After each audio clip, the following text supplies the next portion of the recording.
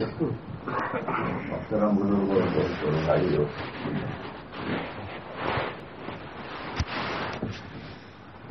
اللہ سبحانہ و تعالی نے ہم سب کو یہ زندگی مختصر عطا فرمائی ہے تاکہ ہم محنت اور کوشش کر کے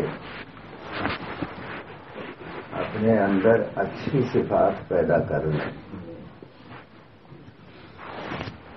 اور ان صفات کے ذریعے سے قیمتی بن جائیں۔ انسان کو اللہ سبحانہ و تعالی نے جو جسم عطا فرمایا ہے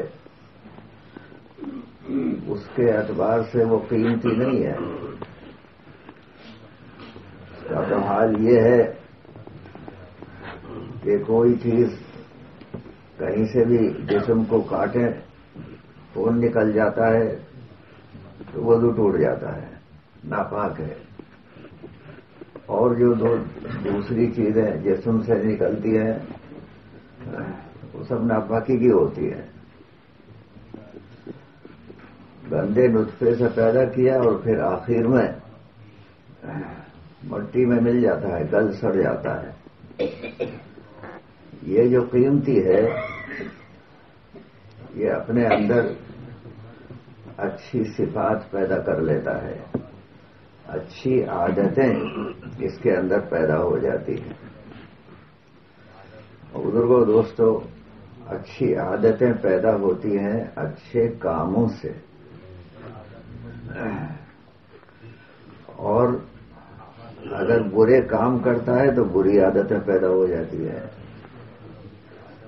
اور یہ اللہ سبحانہ و تعالی کا بہت بڑا فضل و کرم اور احسان ہے کہ ہر زمانے میں اللہ سبحانہ و تعالی نے انسانوں کی رہبری کے لیے اپنے خاص بندے بھیجے، یہ بتانے کے لیے کہ اچھے کام کیا ہیں اور برے کام کیا ہیں۔ اس کی رہبری فرما دی گئی اور پھر انسان کو عقل بھی دی ان باتوں کو سمجھنے کے لیے۔ اللہ سبحانہ تعالیٰ نے انسان کو بہت بڑی عقل دی ہے۔ یہ کہتے ہیں، سائنس والے بتاتے ہیں کہ جتنی عقل دی ہے نا تو اس کا بہت سے بڑا عقل مند آدمی بھی اس کا 100واں حصہ بھی استعمال نہیں کر پاتا ہے جتنی عقل ملی ہے آدمی کو۔ جو مغز ہے نا دماغ میں، بہت اس میں صلاحیت ہے۔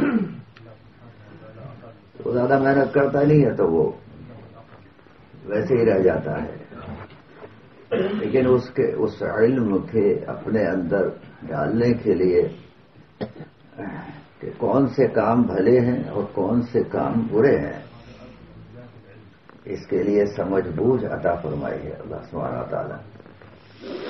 اور عمومی طور پر جو اچھے کام ہوتے ہیں وہ سب کو نفع دیتے ہیں، انسانیت کو نفع پہنچاتے ہیں، اور برے کام وہی ہوتے ہیں جو انسانیت کو نقصان پہنچاتے ہیں۔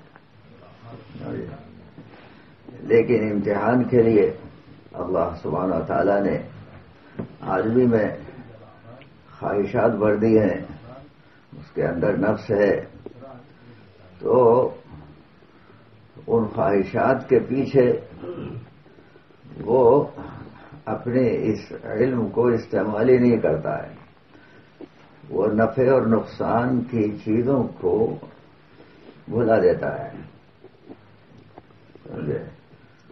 اور ایسے کام کرنا شروع کر دیتا ہے جس سے انسانیت کو بھی نقصان پہنچتا ہے اور خود اپنی ذات کو بھی پہنچتا ہے۔ سب سے بڑا خطرناک کام تو یہ کرتا ہے وہ عقل جو اللہ سبحانہ تعالیٰ نے انسان کو عنایت فرمائی ہے، وہ ایسی چیزیں کھا لے گا پی لے گا کہ وہ عقل ہی ختم ہو جاتی ہے۔ تو جب عقل ہی نہیں رہی تو پہچانے کیسے کون سا کام صحیح ہے اور کون سا کام غلط ہے. اسی لیے یہ عقل کو بگاڑنے والی جو چیز ہے، جو آدمی کھا لیتا ہے یا کوئی اور حرکتیں کرتا ہے، اس کو تو سب سے پہلے منع کر دیا گیا ہے، بھائی یہ کام نہیں کرنا ہے، ورنہ تو برے برے کام ہونے شروع ہو جائیں گے. سمجھے؟ خواہشات کے پیچھے ہی آدمی، کیونکہ جو دوسری طاقت ہے وہ تو خواہشات کی ہے. ایک تو علم کی روشنی میں آدمی اپنے کو اچھا بنانے کی فکر میں لگے، اور پھر وہ اگر نہیں ہے تو دوسری طاقت تو آدمی کے اندر خواہشات کی ہے، تو بھری ہوئی ہے، تو وہ اپنی خواہشات کے پورا کرنے کی طرف کو دوڑے گا، تو وہ ہمیشہ ہمیشہ کے لیے ہلاکت اپنے لیے مول لے لیتا ہے. بزرگوں اور دوستو، یہ جو اچھے کام ہیں، ایک دوسرا اللہ سبحانہ و تعالی نے احسان ہمارے اوپر یہ فرمایا ہے کہ وہ ان کاموں کو آسان بھی کر دیا ہے. دین کے جو کام ہیں، جو انسان کو نفع دیتے ہیں، وہ آسان ہے، اور دنیا والوں کے جو طریقے ہیں وہ مشکل ہوتے ہیں. کھانے پینے کا ایک طریقہ ہے، وہ سنت کا ہے، وہ بہت آسان ہے، اور اس کے خلاف جو طریقہ ہے اس میں بہت پیسے خرچ ہوتے ہیں اور بڑا مشکل بھی ہے. سمجھے؟ جب ہم پڑھتے تھے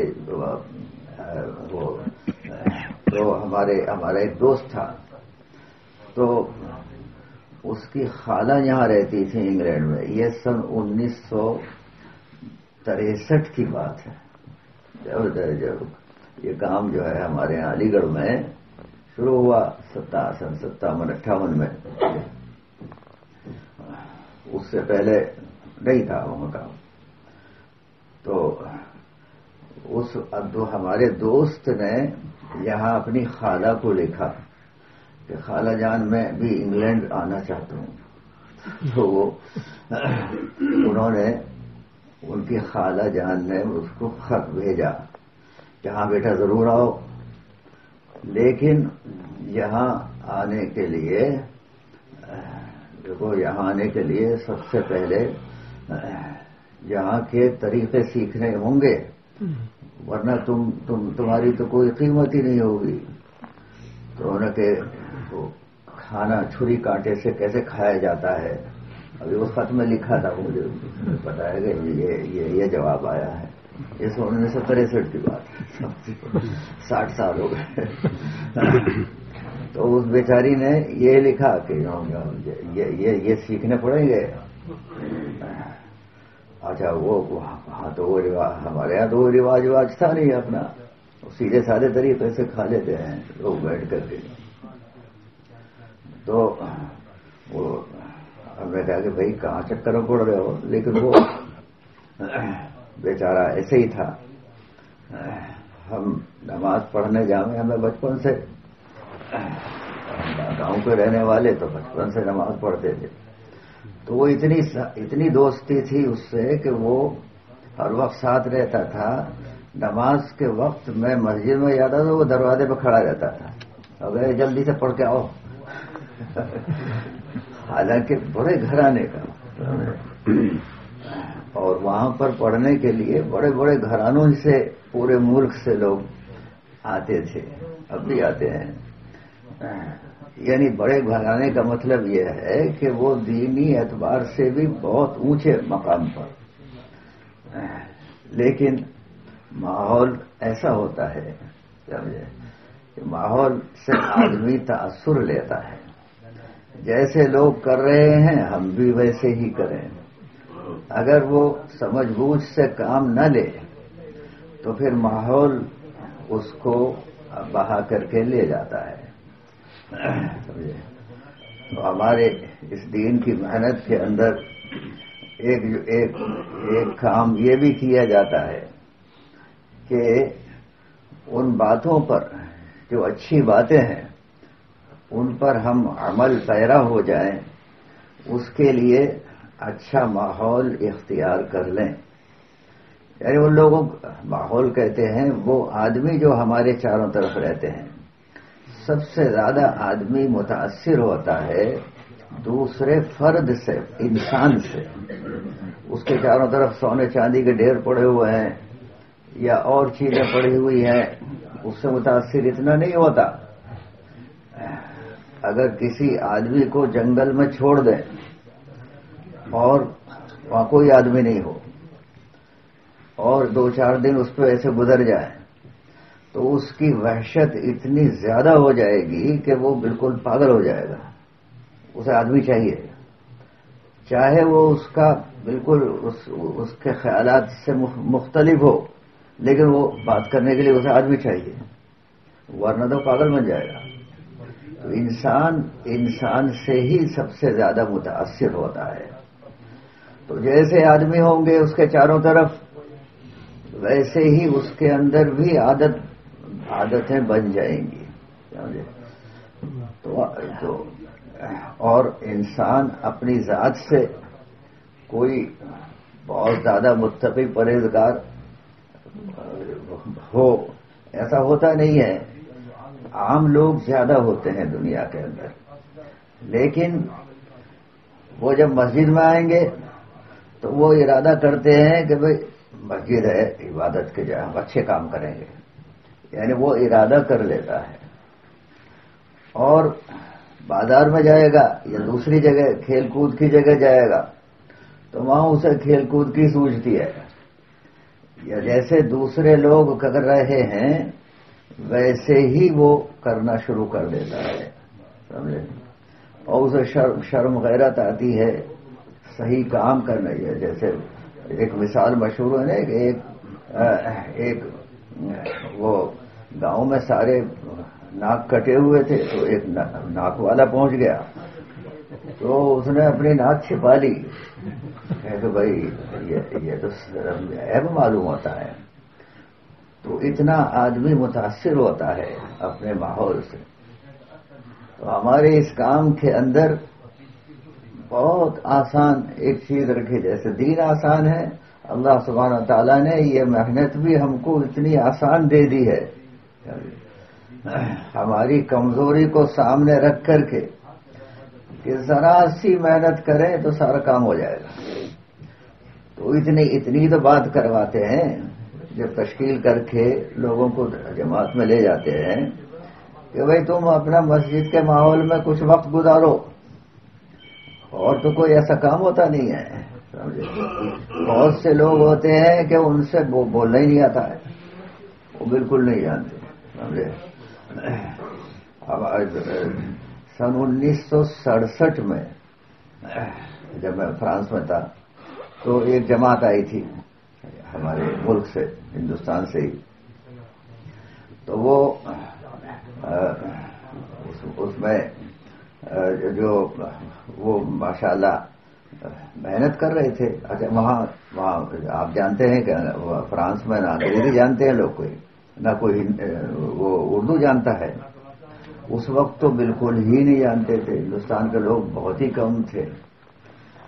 تو اس جماعت میں ایک صاحب تھے مدراس کے، تاج الدین نام تھا، وہ ریلوے میں کام کرتے تھے. تو میں نے دیکھا وہ تقریباً 3 مہینے رہی جماعت، اور سب سے زیادہ تشکیلیں وہ تاج الدین صاحب کرتے تھے، اور ہر آدمی ان سے جڑے آ کر کے. حالانکہ اسے نہ تو اردو بولنی ہے اور نہ انگریزی بولنی ہے. انگریزی نہ اردو سمجھتا بھی کوئی نہ، وہ فرینچ اور عربی کا تو نام ہی نہیں. ایک صاحب عبد الحلیم صاحب تھے، رائے سے آئے تھے اسی جماعت میں، تو وہی ان کی زبان تھے. تو سب سے زیادہ تشکیلیں وہ تاج الدین صاحب کرتے تھے، اور ہر آدمی ان کے پاس بیٹھے آ کر کے. اب اس وجہ یہ تھی کہ وہ ایسی لجاجت سے اور ایسے پیار محبت سے بات کرتے تھے کہ آدمی وہ جو نوجوان ہیں سب ان کے پاس شکل صورت بھی کوئی ایسی وہ نہیں تھی ان کی، لیکن سب سے زیادہ ان سے متاثر ہوتے تھے. تو ہمارے اس کام میں یہ بھی نہیں ہے کہ وہ اسے تقریر کرنی آوے تو جو ہے وہ جماعت میں جا کر کے کچھ نفع بخش ہو، ایسی کوئی بات نہیں ہے، بلکہ انتہائی آسان ہے۔ جیسے دین کو اللہ نے آسان بنایا، ویسے ہی اللہ سبحانہ تعالیٰ نے یہ کام بھی ہم کو بہت ہی آسان دے دیا ہے کہ اپنے ماحول کو بدل دو، اچھے ماحول میں بیٹھ جاؤ۔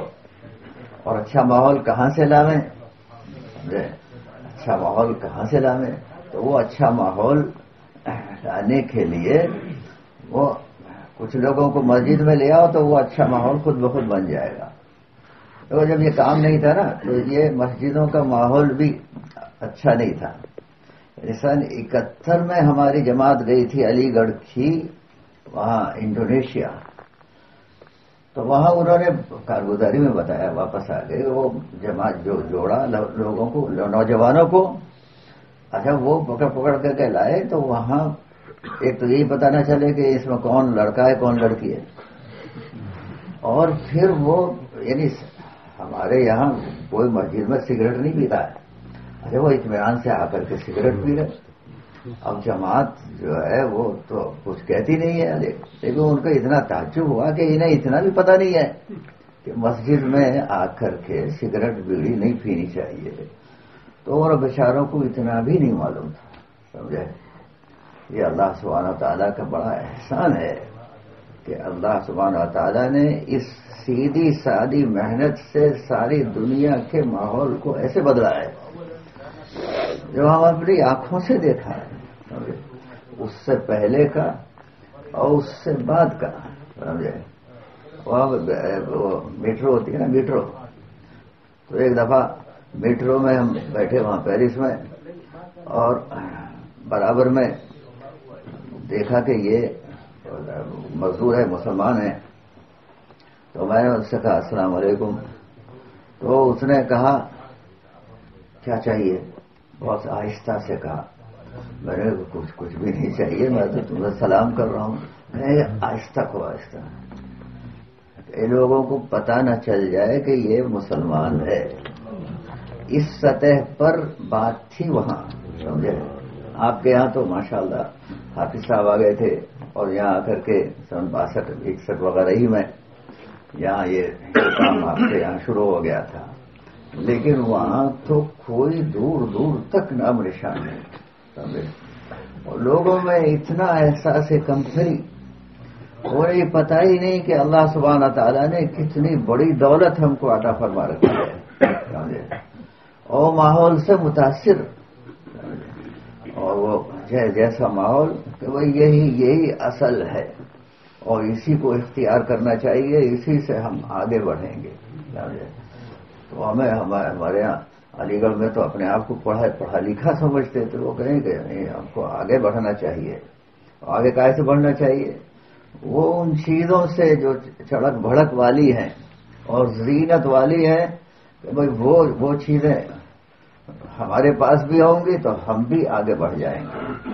نہیں بھائی، ہمیں آگے بڑھنے کے لیے اللہ سبحانہ تعالیٰ نے ہمیں بڑی قیمتی دولت عطا فرمائی ہے، یعنی وہ طریقے دیے ہیں زندگی گزارنے کے، جن طریقوں سے آدمی کے اندر اچھی صفات پیدا ہو جاتی ہیں، اچھی عادتیں اس کے اندر خود بخود آ جاتی ہیں، اور وہ عادتیں جب اچھی ہو گئیں تو چاہے ان کی تکمیل نہ ہو، لیکن کیونکہ ایک اور آسانی بہت بڑی اللہ سبحانہ تعالیٰ کی طرف سے یہ ہے کہ آدمی چل پڑے اس طرف کو، نیکی کی طرف کو، تو اور بیچ میں ہی ملک الموت صاحب تشریف لے آئے، سمجھے؟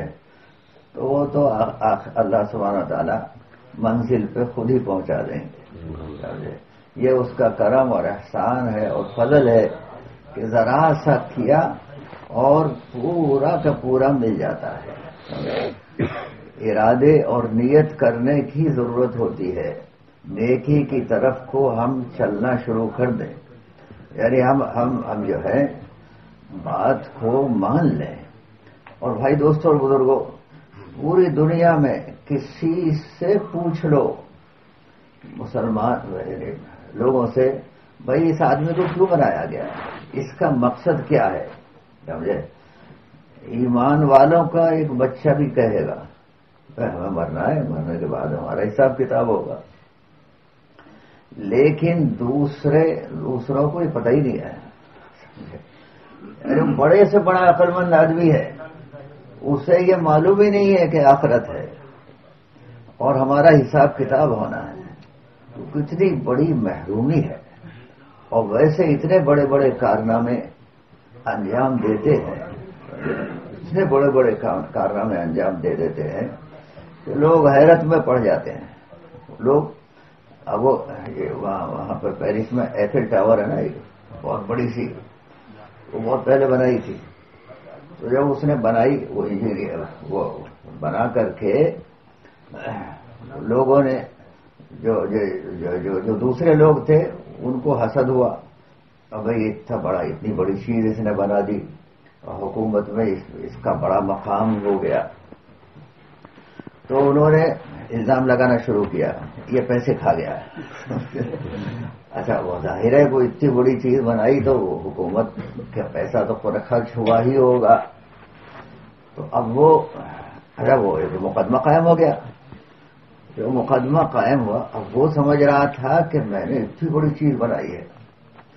تو ہمیں بتایا وہاں کے لوگوں نے کہ وہ اوپر بالکل سب سے اوپر چڑھ گیا اور وہاں سے اس نے چھلانگ لگا اور نیچے پراکشتے اڑ گئے اس کے.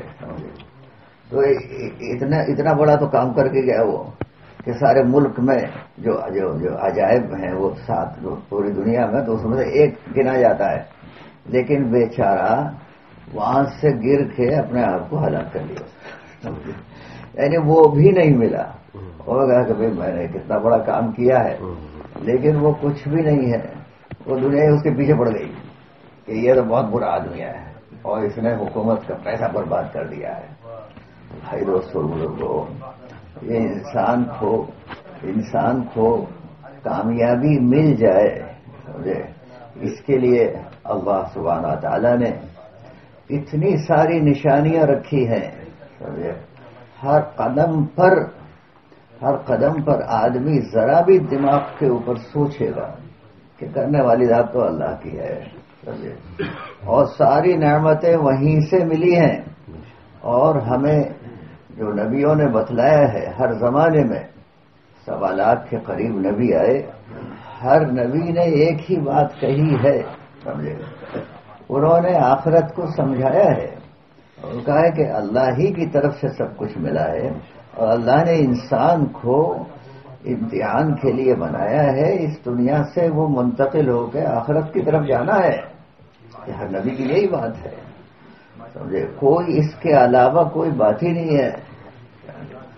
لیکن ساری دنیا اس سے جاہل ہے، سوائے ایمان والوں کے سب جاہل ہیں اور بڑے بڑے عقل مند اور بڑے بڑے کارنامے کرتے ہیں، لیکن اتنی چھوٹی سی بات ان کی سمجھ میں نہیں آتی ہے، کیونکہ اس کے سمجھنے کا انہوں نے کبھی ارادہ ہی نہیں کیا ہے.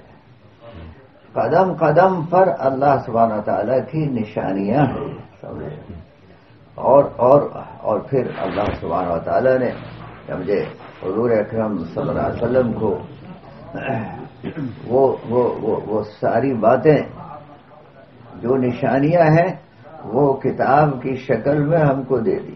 سمجھے، قرآن پاک کی جو آیات تو نشانیوں کو تو کہتے ہیں. جو اگر ان پر غور کیا جائے تو اندازہ ہوتا ہے کہ یہ کتنی گہری بات ہے. ایک ایک آیت کیسی زبردست ہے. ایک آیت. تو یہ اللہ سبحانہ تعالیٰ کا بڑا احسان ہے کہ وہ کتاب ہمارے ہاتھوں میں دے دی اور اس کا یہ ذمہ لے لیا کہ اب اسے کوئی بدل بھی نہیں سکتا. پہلے زمانے کے نبیوں کو کتابیں دی گئیں اور انہوں نے اس میں بھی گڑبڑ کر دی اور اس میں تبدیلیاں کر دی، لیکن اس میں کوئی تبدیلی اب کر ہی نہیں سکتا ہے، کیونکہ اللہ سبحانہ تعالیٰ نے خود ہی اس کا ذمہ لے لیا ہے کہ ہم نے اس کو نازل کیا اور ہم ہی اس کی حفاظت بھی کریں گے. اور وہاں سے حفاظت ہو رہی ہے. ساری دنیا میں ایک ہی قرآن پاک ہے اور ہم سب پڑھتے ہیں, اور چھوٹے چھوٹے سے بچے ماشاءاللہ اس کے حافظ ہو جاتے ہیں, سمجھے.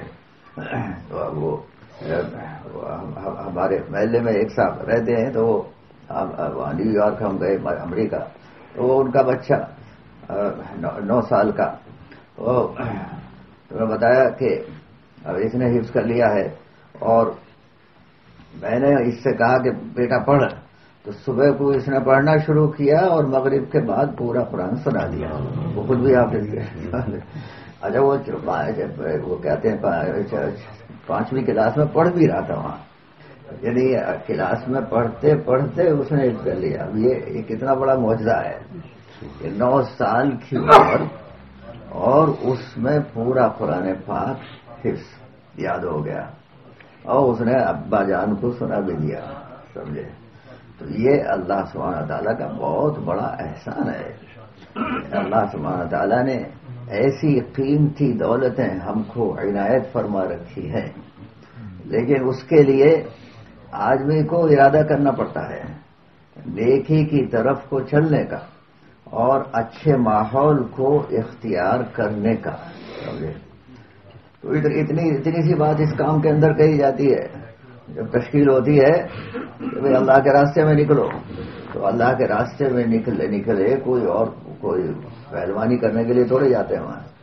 وہ تو یہ ہے کہ اپنا جو گھر ہے اور جو کاروبار ہے, ان 2 چیزوں سے آدمی چپکا ہوا ہوتا ہے. اس کا تعلق ان 2 چیزوں ہوتا ہے, ایک اس کا گھر, سمجھے, اور ایک اس کا کاروبار. گھر بار اور کاروبار, یہ دونوں چیزیں اس کا تعلق سب سے زیادہ انہی کو چھوڑ کر کے, بھائی ان کو ذرا تھوڑے وقت کے لیے چھوڑ دو. یہ بھی نہیں کہتے کہ انہیں مستقل چھوڑ دو, سمجھے, بلکہ ان کو چھوڑنا, مستقل چھوڑنا تو یہ تو گناہ ہے, سمجھے. آدمی اپنے رشتہ داروں سے تعلق کو قائم کرے, اس کی تعلیم دی گئی ہے, سمجھے. تو وہ اپنے ماں باپ کو چھوڑ کر کے, اپنے بیوی بچوں کو چھوڑ کر کے آدمی جاتا ہے, تو وہ بیوی کے حقوق کو ادا کرنا, اس سے محبت کرنا, یہ تو عین دین ہے. اپنے بچوں کے سے محبت کرنا, سمجھے, یہ عین دین ہے. اپنے ماں باپ, ایک آدمی اپنے والد کی طرف محبت بھری نگاہ سے دیکھے تو ایک مقبول حج کا ثواب ملتا ہے. بتائیے, سمجھے. تو تعلقات کے جوڑنے کا تو اتنا بڑا حکم ہے, سمجھے. لیکن سب سے آگے ہمیں تعلق اس کا پیدا کرنا ہے جس نے ہمارے اوپر سب سے زیادہ احسان کیا ہے. انسان کا تعلق انہی سے ہوتا ہے جو اس کے ساتھ خیر کا معاملہ کرتے ہیں, جو اسے کوئی چیز دے دے یا اس کے ساتھ بھلائی کرے تو اس سے تعلق ہو جاتا ہے. ماں باپ جو ہے وہ اپنے بچے کی دیکھ بھال کرتے ہیں, تو بچہ اپنی امی کے پاس, امی پٹائی بھی کرے تو بھی اسی کے پاس کو جائے گا وہ, کیونکہ اس کو اسی سے تعلق ہے. تو اللہ سبحانہ تعالی نے ہمارے اوپر کتنے بڑے احسان کیے ہیں, سمجھے. تو وہ اس کو سمجھنا, سمجھے, اس کا اعتراف کرنا, یہ اصل چاہتے ہیں. تو اس کے لیے تھوڑے وقت کے لیے ان کو کہنے کا, انہیں ذرا سا چھوڑ دو, اپنے گھر کو بھی چھوڑ دو, اور کاروبار جو ہوتا ہے اور جو مال ہوتا ہے اس سے اس کو اپنی ضرورتیں پوری ہوتی ہوئی نظر آتی ہے, اپنی پرورش اسی سے نظر آتی ہے. اگر بھائی اسے بھی تھوڑے وقت کے لیے چھوڑ دو, سمجھے. آج کل تو مشکل ایسی ہو گئی ہے کہ وہ کاروبار کے لیے وہ کاروبار کو چھوڑنے کی ضرورت نہیں ہے, وہ تو جیب میں رکھا ہوا ہے, تو وہیں سے کاروبار ہوتا رہتا ہے. یہ ایک مصیبت آ گئی ہے. تو وہ پچھلے زمانے ہم کہتے تھے بھائی موبائل لے کے نہیں جائے گا کوئی جماعت میں، لیکن اب یہ 2 سال پہلے یہ بیماری آئی تو وہ ہمارے وہاں مدرسے اسکول میں اگر کوئی بچہ ہاسٹل میں بالکل موبائل نہیں رکھے گا، بڑی پابندی ان کے اوپر تھی. اور اب جب یہ بیماری آئی تو سب سے کہنا پڑا کہ اچھا بھائی موبائل خریدو. اچھا بہت سے غریب والدین کہیں کہ ہمارے پاس پیسے ہی نہیں ہیں، تو اب وہ بچوں نے کہا کہ نہیں صاحب ہائی اسکول میں کہا گیا ہے. اچھا وہ ساری پڑھائی اس سے ہوئی، ایسا بیوقوف بنے گا جو ساری، اچھا موبائل میں کہیں پڑھائی ہوتی ہے، لیکن وہ مجبور ہو گئے. تو ایسا عادی کہ چھوٹے چھوٹے بچے ہر ایک کو زبردستی وہ سب جیب میں آ گیا، ساری دنیا جو ہے اس کی جیب ہی میں آ گئی یہ مصیبت. تو اور مجاہدہ کھڑا ہو گیا، سمجھے. لیکن بھائی دوستوں بزرگوں، آدمی جب یہ نیت کر لیتا ہے کہ نہیں مجھے اس سے کام ہی نہیں کرنا ہے، سمجھے. حالانکہ ان سے ہم یہ کہتے ہیں بھائی تمہیں کام کرنا ہے تو وہ کمپیوٹر پہ کرو بیٹھ کر کے، یہ ادھر موبائل کو چھوڑ دو، کیونکہ اس میں بڑا فتنہ ہے. وہ دیکھ کر کے پتہ نہیں کیا کر رہا ہے بیٹھا ہوا، تو کہاں سے کہاں پہنچ سکتا ہے. ساری دنیا اس میں بھر دی گئی ہے، اور ایسی اتنی تیزی سے وہ اس میں وہ چیزیں بدلتی ہیں کہ آدمی کی آنکھیں وہاں سے ہٹ ہی نہیں پاتی ہیں، خاص طور سے بچوں کی.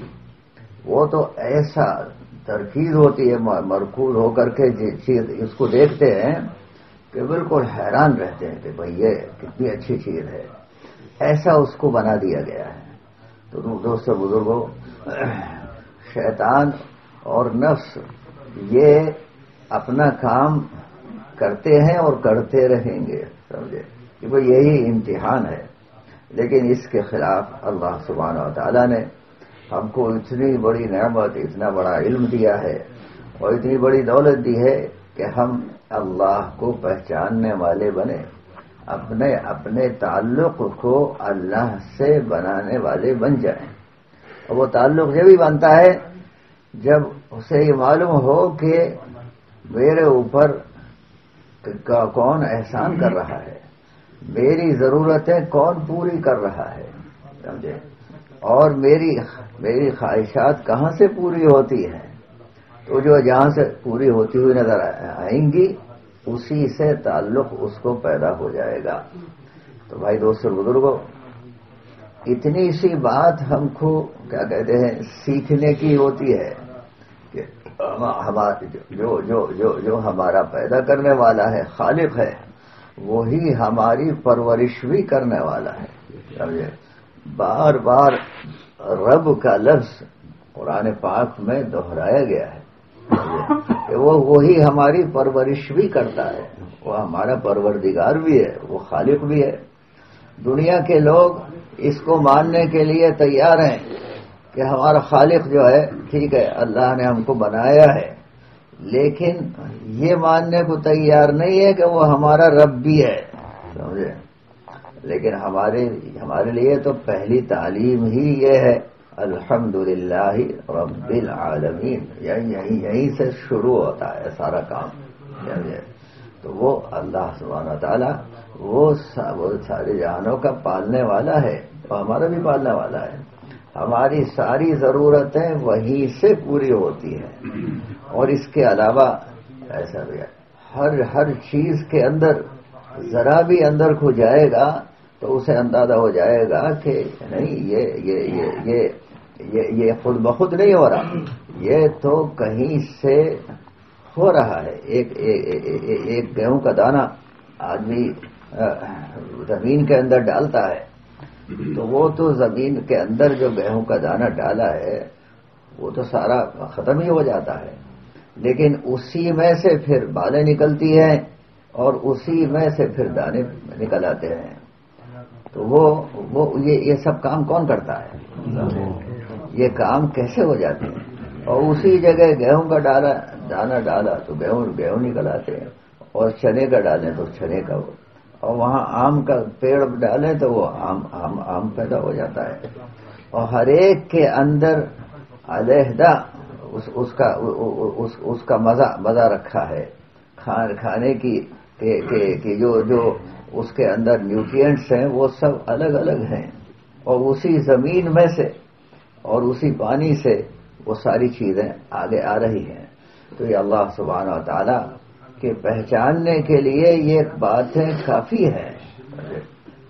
ایسا دنیا کے کاروبار کو اللہ سبحانہ و تعالی نے سمجھنے کے لیے ایسا رکھا ہے کہ اگر آدمی تھوڑا سا بھی اپنے عقل کے اوپر زور دے اور سمجھنے کی کوشش کرے تو اس کے سمجھ میں آ جائے گا کہ ہمارا رب اللہ ہے، سمجھے؟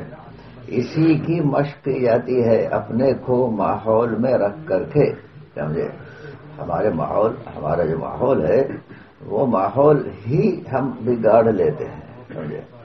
ہمارے ماحول کے اندر بار بار ہم کو یہ ایسا ماحول اختیار کرتے ہیں کہ بھائی ہمیں نفع جو ہے ان اعمال سے ہوگا، اس ماحول میں آتے ہیں، یعنی فضائل کی باتوں کو بار بار سنا جائے، سمجھے؟ بعض لوگ کہتے ہیں بھائی تمہیں یہی کتابیں ملی ہیں پڑھنے کے لیے، اور بھی تو دین کی بہت ساری کتابیں ہیں۔ اب یہ کوئی نظریہ نہیں ہے، یہ جو ہماری فضائل کی کتابیں ہیں اس میں کوئی نظریہ پیش نہیں کیا گیا، اس میں تو اعمال کے فضائل کو جمع کیا ہے، یعنی جو ہم کام کرتے ہیں تو اس سے کتنا فائدہ ہم کو ہوگا۔ یہ انسان کا مزاج ہے کہ وہ فائدے کی طرف کو چلتا ہے اور نقصان سے اپنے کو بچاتا ہے، یہ اس کی فطرت ہے۔ تو اس کو بار بار اس کو سنا جاتا ہے، وہ نماز پڑھیں گے تو یہ فائدہ ہوگا، روزہ رکھیں گے تو یہ فائدہ ہوگا، سچ بولیں گے تو یہ فائدہ ہوگا، اور آدمی سخاوت اختیار کرے گا تو اس سے یہ فائدہ ہوگا، اور اس کے علاوہ اگر دوسرا طریقہ اختیار کرے گا تو اس سے یہ نقصان ہوگا۔ بار بار ان کو سننا، سمجھے؟ جیسے دنیا کے لوگ اپنی چیزوں کو بیچنے کے لیے وہ ایک پوسٹر لگائیں گے، پھر دوسرا لگائیں گے، پھر تیسرا لگائیں گے، اور سینکڑوں لگائے چلے جاتے ہیں۔ اچھا، ایک پوسٹر کی بڑی قیمت ہوتی ہے اور پھر اس کو چپکانا وہاں پر، لیکن انہیں یہ آدمی کو باور کرانا ہے کہ نہیں اسی سے کام بنے گے، یہ بہت بڑھیا چیز ہے، تو اسے ہزاروں، ایک ہی شہر میں ہزاروں پوسٹر لاکھوں لگا دیتے ہیں، اور بتائیے کتنا پیسہ خرچ ہوتا ہوگا۔ اس چیز کے بنانے میں اتنا پیسہ نہیں لگتا جتنا اس کی پبلسٹی میں خرچ کر دیتے ہیں، سمجھے؟ تو دنیا کی چیزیں تو سمجھ میں آتی ہیں کہ ہاں بھائی پوسٹر لگائیں تبھی تو لوگ خریدیں گے چیزوں کو۔ تو ہمیں یہ کہا جاتا ہے بھائی ان کو بار بار سنو، فضائل کی چیزوں کو، جو اللہ سبحانہ و تعالیٰ نے قرآن پاک میں جو باتیں ہم کو حکم دیے ہیں، تو ان کو حکم جو ہے وہ تو بہت زیادہ نہیں ہے، تھوڑے سے حکم ہیں، لیکن ان کے اوپر عمل کریں گے تو کیا ملے گا ہم کو؟ یہ آیتیں زیادہ ہیں، سمجھے؟ اور وہ واقعات بیان کیے ہیں کہ جنہوں نے ان اللہ کے حکموں کو اپنی زندگی میں لیا وہ کیسے کامیاب ہو گئے، دنیا میں بھی کامیاب ہوئے اور آخرت میں ان کے بڑے درجے ہو گئے۔ تو انہی واقعات کو، آدمی واقعات سے بہت متاثر ہوتا ہے، تو وہی سب جمع کیا گیا ہے، اس کو بار بار تلاوت اگر کی جائے گی، سمجھے، تو وہ سمجھ کے کریں گے تو اور بھی فائدہ ہوگا، سمجھے؟ یہ جو اتنی بڑی چیز ہے قرآن پاک کہ اگر کوئی آدمی بغیر سمجھے بھی اس کو تلاوت کرے تو بھی اس کو نفع ملتا ہے، سمجھے؟ ایک ایک حرف پر 10 نیکیاں مل جاتی ہیں، کتنی بڑی چیز ہے۔ حالانکہ ابھی سمجھ بھی نہیں رہا ہے کہ الحمدللہ رب العالمین کا مطلب کیا ہے، لیکن سورہ فاتحہ پڑھی تو 150 حروف ہیں اس میں، 150 حروف، تو 1500 نیکیاں ہو گئی، سمجھے؟ کتنا بڑا اللہ سبحانہ تعالیٰ کا فضل اور احسان ہے، لیکن اگر سمجھ کے پڑھے گا تو اور زیادہ اس کو نفع ہوگا۔ اور بزرگوں دوستوں، یہ کوئی مشکل بات نہیں ہے، سمجھے، کہ آدمی جو ہے علم کو حاصل کرے، سمجھے، اور اس ماحول میں آ کر کے خود بخود حاصل ہو جاتا ہے۔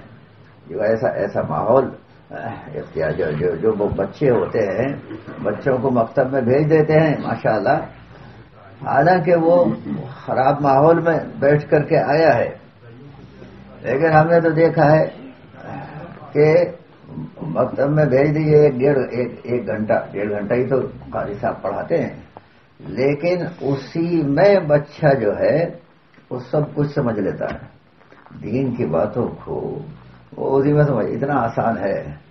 اگر آپ اسکول بنائیں، اور بنانے چاہیے، اور مدرسے بنانے چاہیے، یعنی ہم بچوں کو دوسروں کے حوالے کیوں کریں، لیکن وہ اتنی ساری شرائط ہیں اس کی کہ وہ ایک عام آدمی تو اس کو سوچ بھی نہیں سکتا، وہ سوچ ہی نہیں سکتا کہ وہ اتنا زیادہ اس کو پیچیدہ بنایا گیا ہے، وہ اتنے قانون رکھ دیے ہیں کہ وہ عام آدمی کے بس کا ہی نہیں ہے۔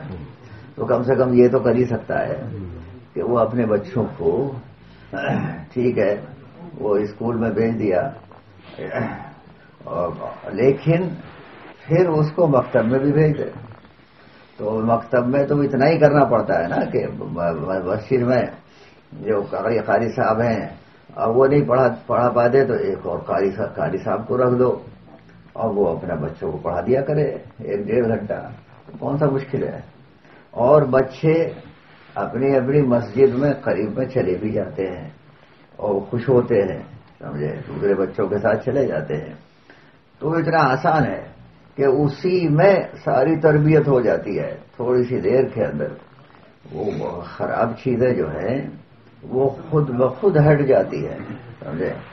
یہ قاعدہ ہے کہ جیسے اندھیرے کو مٹانے کے لیے روشنی لے آؤ، سمجھے، تو وہ چاہے جتنا اندھیرا ہو، لیکن ایک موم بتی جلا دو تو سارا کمرہ روشن ہو جائے گا۔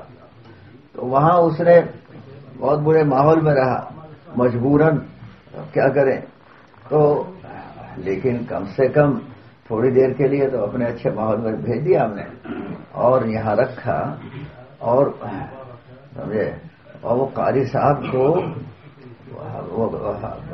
کہنے کہ ہمارے یہاں تو سب مکتب ہی نہیں ہے۔ کہ بھائی مکتب نہیں ہے تو تم جو ہے اپنے بچے کو ٹیوشن پڑھانے کے لیے، اور آج کل ٹیوشن سے بھی زیادہ کوچنگ ہو گئی ہے ہمارے ملک میں، تو وہ اسکولوں کو جاتے ہیں بچے حاضری دینے کے لیے، اور باقی پڑھنے کے لیے جاتے ہیں کوچنگ میں۔ تو اسکول میں تو پڑھائی ہوتی ہے، اس میں 10 روپے ماہانہ فیس، وہ 20 روپے حکومت کے وہ اسکول ہوتے ہیں، اور وہ کوچنگ والا لیتا ہے 10,000 روپے ماہانہ، تو اس کو دیتے ہیں پیسے، اور وہاں اچھا، اور اسکول میں پڑھتے نہیں، وہاں پڑھتے ہیں، سمجھے، تو وہاں کے لیے تو اتنے پیسے ہیں۔ اور قاری صاحب کو کہتے دیکھیے صاحب، ہم قاری صاحب کو 6,000 روپے دے دیں۔ میں نے کہا 6,000 روپے، مزدور جو ہے وہ 10, 12, 15,000 روپے کماتا ہے آج کل، تو بہت بڑا کمال کر دیا آپ نے کہ آپ نے کتنے پیسے دے رہے ہیں قاری صاحب۔ نہیں بھائی، ہمیں دین کے اوپر، وہ اپنے ہی اوپر خرچ ہو رہا ہے تو خرچ کرنا چاہیے، سمجھے۔ تو یہ کوئی مشکل کام تو ہے نہیں، سمجھے۔ ایک صاحب مجھ سے پوچھ رہے تھے، وہ ٹیلی فون آیا وہاں کہ بتائیے، وہ مکتب نہیں ہے ہمارے وہاں پر مسجد میں، تو میں کیا کروں، نہیں پڑھانا شروع کر دوں؟ انہوں نے کہا ہمارے کام کرنے والے ساتھی ہیں پیرس میں، تو میں نے کہا کہ اتنے نوجوان ہیں جو ملکوں سے آئے ہیں، الجزائر سے، مراکش سے، ٹونسیا سے، پتہ نہیں کہاں سے، اچھا وہ قرآن پاک کے حافظ بھی ہیں، سمجھے، اور جوتیاں چٹکاتے پھرتے ہیں، ان کو کوئی امپلائمنٹ نہیں بیچاروں کو۔ میں نے کہا کہ پیسے خرچ کرو، پیسے، سمجھے، اور ان کو تم جو ہے 2-4 ہزار فرینک دو گے تو وہ خوشی خوشی جو ہے وہ تمہارے بچوں کی تربیت کر دے گا. وہ اس کے پاس تو پہلے ہی نہیں ہے بیچارے کے پاس. تو میں نے اس سے کہا کہ یہ خود وہ کہنے لگا کہ میں بیٹھوں گا تو پھر جو معاملات ہیں گشت کرنے کے اور یہ سب رہ جائیں گے. میں نے کہا کہ بالکل ضرورت نہیں ہے تمہیں بیٹھنے کی، بلکہ پیسے خرچ کرو. دنیا کے اوپر اتنا پیسہ خرچ کرتے ہیں تو دین کے اوپر تم اتنا پیسہ خرچ نہیں کر سکتے. یہ تو ذرا سے قربانی دینے کی بات ہوتی ہے کہ ہم اپنے کو صحیح رخ پر لے کر کے آئیں، سمجھے، اور اس بات کی فکر کریں کہ ہمیں بھی اچھا ماحول ملے اور ہماری اولاد کو بھی اچھا ماحول مل جائے. اس بات کی فکر اگر کریں گے اللہ سبحانہ و تعالیٰ کی طرف سے ہمارے لیے راستے کھول دیے جائیں گے. ہمیں تو یعنی یہ اللہ کا بڑا احسان ہے کہ اللہ سبحانہ و تعالیٰ نے اتنا آسان کام ہم کو عنایت فرما دیا کہ جس کے ذریعے سے ساری دنیا کے اندر اپنی آنکھوں سے دیکھ لیا کہ دین کیسے زندگیوں کے اندر لوگوں کے آ گیا. لیکن ان کی ابھی ظاہری شکل بدلی ہے، اندر سے بھی وہ اعلی صفات والے بن جائیں، سمجھے، اعلی صفات والے بن جائیں. تو اس کے لیے جو جتنی زیادہ قربانی دے گا، جیسے دنیا کے لیے قربانیاں دیتے ہیں، تو اللہ سبحانہ تعالیٰ اس کے اندر اعلی صفات پیدا کرتا چلا جائے گا. قربانی کی بھائی کوئی حد نہیں ہے. صحابہ رضی اللہ عنہم اجمعین انہوں نے نہ صرف یہ کہ انہوں نے قربانیاں دی اپنے مال کی بھی اور اپنے جان کی بھی، بلکہ وہ ایثار تک پہنچے. یعنی گھر میں اپنے لیے کھانے کو نہیں ہے اور دوسرے کو کھلا رہے ہیں، اپنے لیے پہننے کو نہیں ہے اور دوسرے کو پہنا رہے ہیں. یہ اس مقام پر وہ حضرات پہنچے. یہ بہت مشکل کام ہوتا ہے کہ گھر میں اپنے بیوی بچوں کو کھلانے کے لیے نہیں، لیکن ہم دوسروں کو دے رہے ہیں. تو یہ بات اللہ سبحانہ و تعالیٰ کے یہاں بہت قیمتی بن جاتی ہے، اور اس پر اللہ سبحانہ و تعالیٰ آدمی کے قلب کو کھول دیتے ہیں، سمجھے، اور اس کو نفع کی چیزوں میں نفع نظر آنے لگتا ہے اور نقصان کی چیزوں میں نقصان نظر آنے لگتا ہے. یہی اصل روشنی ہے علم کی، یہ اصل ہدایت کی جو روشنی ہے وہ یہی ہے کہ آدمی کو جو نفع کی بات ہے اس میں نفع نظر آئے اور جو نقصان کی بات ہے اس میں اسے نقصان نظر آئے. جیسے آنکھیں ہوتی ہیں، اگر آنکھیں ٹھیک ہیں تو وہ یہ پتھر ہے اور یہ سونے چاندی کا ڈھیلا ہے، سمجھے، تو اس میں فرق کر لے گا. لیکن آنکھیں نہیں ہیں تو اسے پتہ نہیں چلتا. وہ دیکھ کر کے بڑی مشکل سے اسے سمجھ میں آئے گا، اسے کسی اور کی رہبری چاہیے. تو یہ دل کی آنکھیں کھل جائیں، یہی ہم مانگتے ہیں بار بار اللہ سبحانہ تعالیٰ سے. سورہ فاتحہ تو دعائی ہے اور وہ ہر رکعت میں پڑھنی ضروری ہے، اور اس میں یہی دعا ہے کہ ہمیں اس دولت سے نواز دے، ہدایت کی دولت. یا اللہ ہم کو عنایت فرما دے. تو وہ ہدایت کی دولت یعنی دل کی آنکھیں کھل جائیں کہ کون سا کام ہمارے لیے نفع بخش ہے اور کون سا کام ہمارے لیے نقصان ہے. اور یہ آدمی کی فطرت ہے کہ نقصان سے بچتا ہے اور نفع کی طرف کو اس کے قدم خود بخود چلتے ہیں. لیکن وہ آنکھیں کھلی ہوں تب تو وہ ہدایت کی دولت ہمیں مل جائے. سمجھے، اس کے لیے اپنی جان و مال کو دین کی نسبت پر لگانا شروع کریں. وہی جان و مال جو اللہ ہی نے ہم کو دیا ہے. ہم کو یہ غلط فہمی ہوتی ہے کہ ہم نے کمایا ہے، سمجھے. اور قارون جیسا آدمی جس کے خزانے بے تحاشا تھے، جب اس سے کہا گیا کہ میاں تم اپنی آخرت بناؤ گے تو اس نے پتہ کیا جواب دیا؟ میاں میرے پاس جو علم ہے نا، میں زیادہ پڑھا لکھا ہوں، تو اس لیے یہ مجھے اس لیے ملا ہے کہ میں زیادہ سمجھدار ہوں، تم لوگ سمجھدار نہیں ہو. اسے بھی یہی دھوکہ ہوا تھا. حالانکہ دنیا میں ایسے ایسے لوگ ہیں کہ انہیں گننا بھی نہیں آتا ہے اور ان کے پاس اتنا سارا مال ہے سمجھے، بہت سارا، اور بہت سے عقل مند آدمی ہیں. ایک لڑکے نے پی ایچ ڈی کیا، وہ غیر مسلم تھا، اور جا کے اسے وہ نوکری نہیں ملی تو اس نے اپنے آپ کو ہلاک کر لیا سمجھے. اور پی ایچ ڈی کرنے میں بڑا وقت لگتا ہے، بڑی محنت کرنی پڑتی ہے. تو وہ جا کر کے وہ کود گیا کسی اور مر گیا. بتائیے، اتنا عقل مند آدمی، اور جو ہے اسے اتنے بھی پیسے نہیں ملے کہ وہ اپنے گھر کو اپنے آپ کو دیکھ سکے. اور دوسری طرف ایسا آدمی سمجھے جس کو بالکل عقل و فہم ہے ہی نہیں، اور اسے اوپر کرسی پہ بیٹھا دیتے ہیں، سر گھٹا ہوا اور کرسی پہ بیٹھا ہوا سمجھے، اور سب کے اوپر حکومت کرو. تو اب یہ چیزیں ملک اور مال سمجھے، یہ دونوں چیزیں. حضرت مولانا یوسف صاحب رحمۃ اللہ علیہ، ہم نے ان کی 8 سال تک مسلسل بیانات سنے ہیں. مولانا یوسف صاحب رحمۃ اللہ علیہ سن 58 سے لے کے اور سن 65 میں ان کا انتقال ہوا. اور وہ یہی کہتے تھے ملک سے نہیں ہوتا، مال سے نہیں ہوتا، اللہ سے ہوتا ہے. یہی ان کا ایک جملہ تھا جسے بار بار دہراتے تھے. نہ مال سے ہوتا ہے، نہ ملک سے ہوتا ہے، اللہ سے ہوتا ہے. اور دنیا والے پھر یہ سارے کہنے لگے ان کی بات ہی الگ ہے، کیونکہ یہ بات کوئی کہتا ہی نہیں تھا. یہ بات بالکل کوئی نہیں کہتا تھا. وہ علمی نقطے تو سب نکالتے تھے، لیکن یہ اس کو بار بار دہرانا، خدا سے ہوتا ہے اور مال سے نہیں ہوتا اور ملک سے نہیں ہوتا. تو ہمارے اوپر یہ ہیبت بیٹھی ہوئی ہے کہ وہ فلاں صاحب جو کرسی پہ بیٹھے ہیں انہوں نے یوں کر دیا. اب انہوں نے کچھ نہیں کیا سمجھے، اس کے ہاتھ میں کچھ ہے ہی نہیں. اور فلاں صاحب مال والے ہیں، وہ دیکھے ان کے پاس کتنا مال ہے، تو وہ اپنی للچائی ہوئی نظر سے اس کو دیکھتے رہتے ہیں. ان سے کچھ نہیں ہوتا بلکہ اللہ سے ہوتا ہے. یہی کہہ کر کے اور تشکیل ہو جاتی تھی. تو یہی بات ہمارے اس کام کے اندر ہے کہ ہم اللہ کے بندوں کو جا کر کے ان کی تشکیلیں کریں اور نقد جماعتیں نکالیں سمجھے.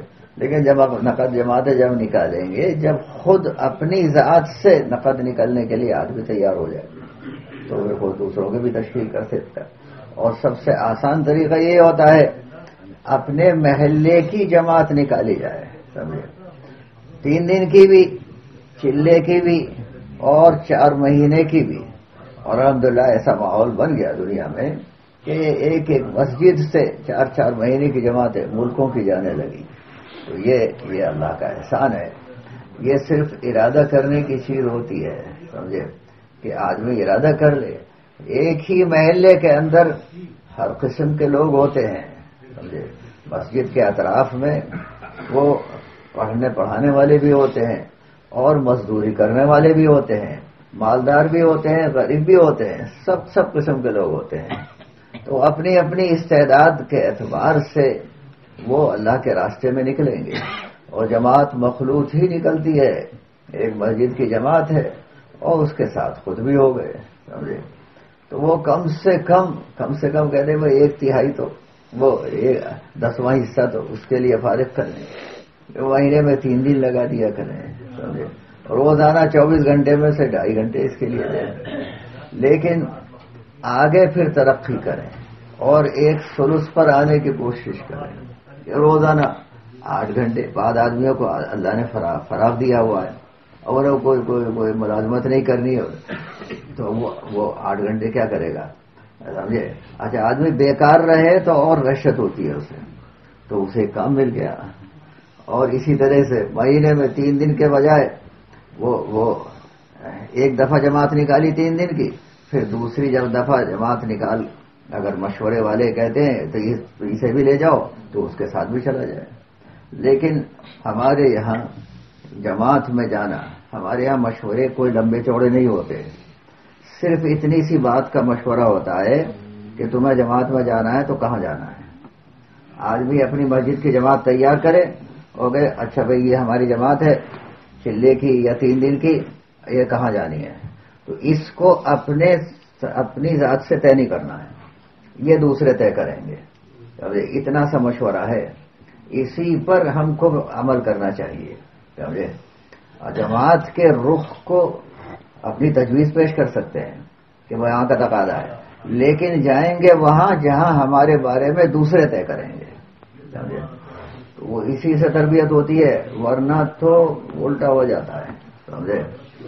کہ جماعت بھی بنائی اور وہاں لے گئے جہاں ہماری چاہت ہے، اور یہ گڑبڑ ہے، یہ نہیں ہونا چاہیے. تو بھائی اتنے سے مشورے پر آدمی عمل کر لے. اور بڑے مشورے ہمارے نہیں ہوتے ہیں، کسی کی ذاتی اگر مشورے ہیں اپنی زندگی کے بارے میں، تو وہ ہماری مسجد کی جو جماعت ہے وہ مشورہ نہیں کرتی ہے. اس میں سے جس سے آپ کو مناسبت ہو، ایک دو آدمی ان سے الگ بیٹھ کر کے مشورہ کر لو اپنے ذاتی معاملات میں. لیکن دعوت کے جو مشورے ہیں وہ اس میں اصل مشورہ یہی ہوتا ہے کہ یہ جماعت کہاں کو جائے گی، یہ گشت کی جماعت ہے، یہ ادھر کو چلی جائے، یہ ادھر کو چلی جائے، یہ 3 دن کی جماعت ہے کہاں جائے گی، یہی مشورہ ہوتا ہے. اور اس میں اپنے لیے خود طے نہیں کرنا ہے، بلکہ جو جماعت کو بھی بھیجنا ہے اور ہم طے کرنے والے ہیں. تو ایسی جگہ جماعت بھیجیں جہاں اس کی زیادہ سے زیادہ بہتر تربیت ہو جائے. تو بھائی اس کے لیے اپنے ارادوں کو کریں کہ بھائی ایک عشر سے ایک ثلث کی طرف کو چلنا ہے، کہ دوبارہ بھی جماعت لے کے جا رہے ہیں. ایک چلہ لگا لیا اور پھر مشورے والوں نے کہا کہ بھائی پھر جماعت میں پرانے نہیں ہے، پھر چلے جاؤ، تو پھر چلے جائے. تو وہ 4 مہینے جو ہیں وہ ایک ثلث ہوتا ہے 1 سال کا.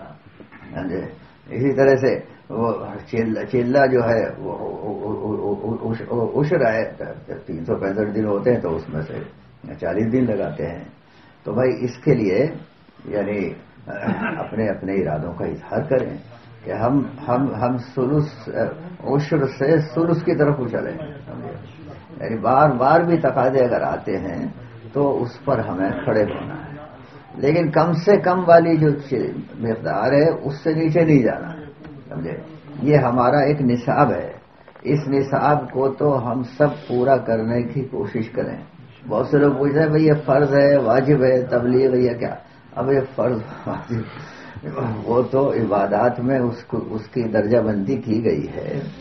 لیکن بہت سے اب کوئی پوچھے کہ بس سچ بولنا فرض ہے اور یا واجب ہے یا سنت ہے، ابھی یہ اس کی درجہ بندی نہیں ہے. یہ تو ایک ضروری چیز ہے، وہ سچ ہی بولنا چاہیے، جھوٹ نہیں بولنا چاہیے، برے کام ہے. تو اب اس کو ہر چیز کے بارے میں کہ یہ کیسا، وہ مفتی صاحب سے پوچھ رہے ہیں کہ فتویٰ کیسا، یہ کہ فرض ہے واجب ہے، یہ سب یہ تو ضرورت کی چیز ہے، اس میں فرض واجب کے پوچھنے کی ضرورت نہیں ہے. اس کے بغیر کام چل نہیں رہا. اور پھر اس وقت تو ساری دنیا میں ثابت ہو گیا کہ اللہ سبحانہ تعالیٰ نے اس کام کو ذریعہ بنایا لوگوں کی زندگیوں کو پلٹنے کا، اور انہوں نے ارادے کر لیے. تو بھائی آپ سبھی اس کا ارادہ کریں کہ ہم 7 سال میں 4 مہینے لگائیں گے. سمجھے؟ اور اسی طرح سے روزانہ بھی زیادہ سے زیادہ وقت ہم اپنے جو مسجد کی جماعت ہے اس کے مشورے سے اپنے محلے میں محنت کریں گے. اپنے محلے میں محنت کر کے جماعتوں کو نکالنا، یہ اصل کام ہے. بتائیں کون کون تیار ہے؟